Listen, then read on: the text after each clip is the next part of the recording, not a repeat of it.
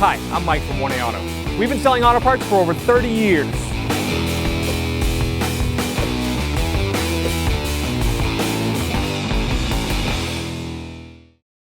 What's up guys, I'm Andy from 1A Auto. Today I'm going to show you how to remove and reinstall a wiper blade on this 2011 Ford Explorer.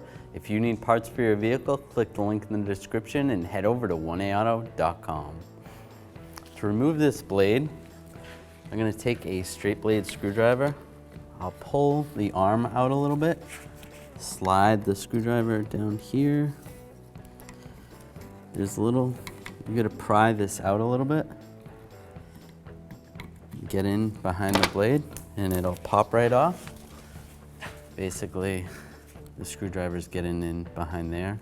You just pop it out. It's just held in right there.